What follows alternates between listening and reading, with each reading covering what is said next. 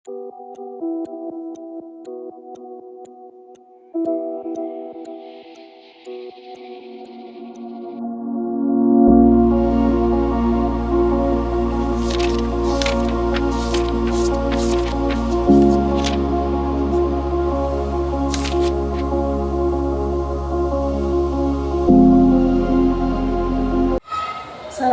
warahmatullahi wabarakatuh. Dalam perjalanan dakwah Rasulullah, ada satu masa yang begitu berat hingga tercatat sebagai tahun paling menyedihkan dalam hidup beliau.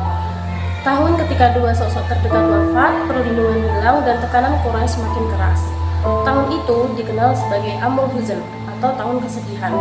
Dari duka yang dalam ini, lahirlah keteguhan, kesabaran, dan kekuatan yang mengajarkan kita arti perjuangan sesungguhnya. Pada tahun ke-10 dari masa kenabian, Rasulullah SAW masuki fase kehidupan yang sangat berat. Tahun itu tercatat dalam sejarah Islam sebagai Amul Huzn atau tahun kesedihan.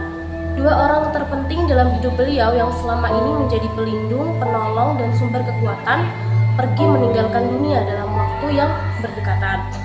Yang pertama, wafatnya Abu Thalib, paman Rasulullah SAW yang selama ini melindungi beliau dari gangguan kaumnya. Semakin hari semakin sakit, usianya sudah senja, penyakitnya semakin parah dan ajalnya pun semakin dekat. Pada bulan Rajab atau menurut pendapat lain pada bulan Ramadan, setelah bertahun-tahun mendukung perjuangan keponakannya, Abu Thalib mengembuskan napas terakhir menjelang detik-detik wafatnya. Rasulullah SAW duduk di sisi tempat tidurnya dengan suara lembut dan penuh harapan. Beliau berkata, "Wahai paman, ucapkanlah la ilaha illallah, satu kalimat yang akan menjadi hujah bagiku untukmu di sisi Allah."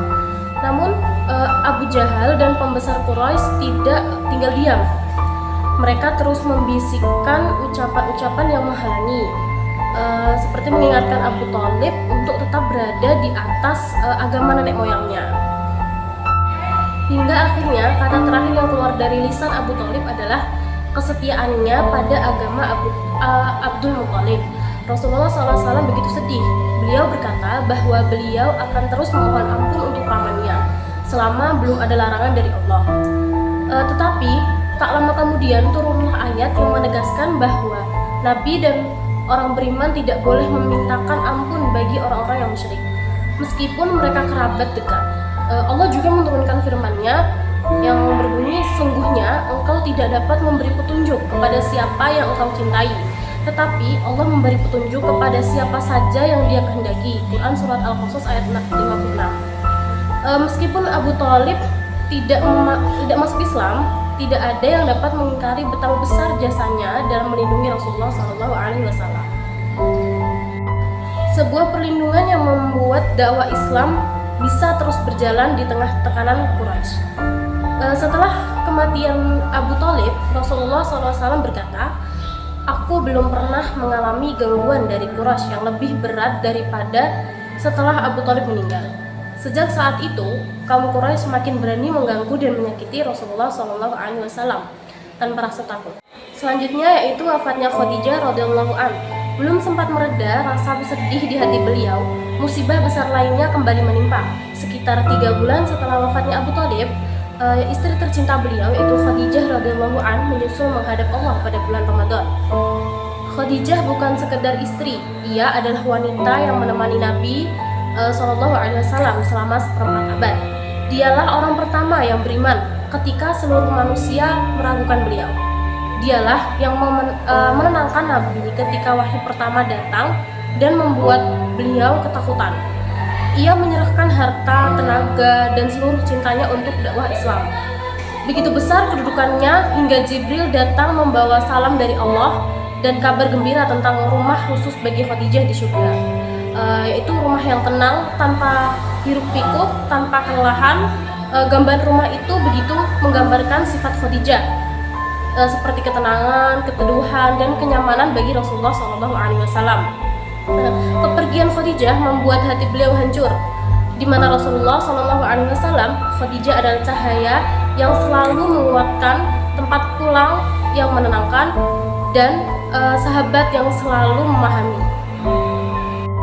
Dengan wafatnya dua orang dekat tersebut, kesedihan Rasulullah SAW benar-benar memuncak.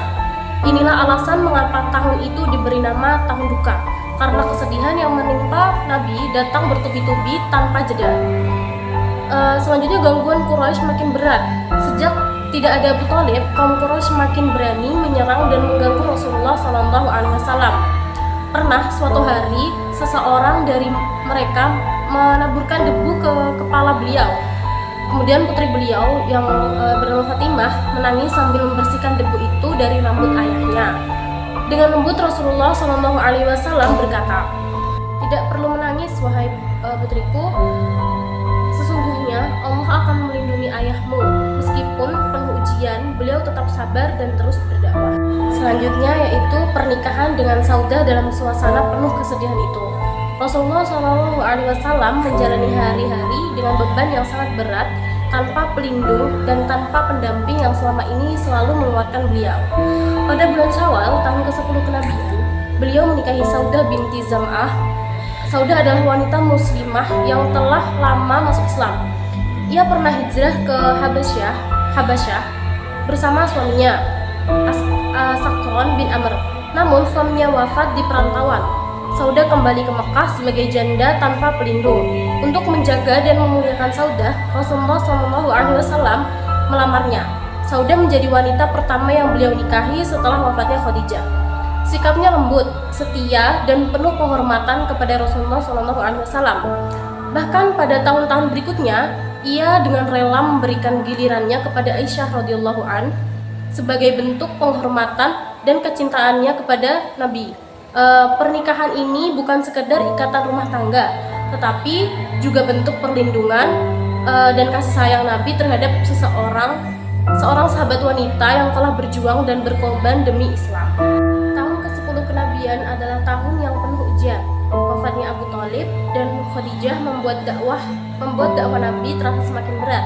Namun, melalui kesabaran, keteguhan, dan keyakinannya kepada Allah, Rasulullah SAW terus melangkah.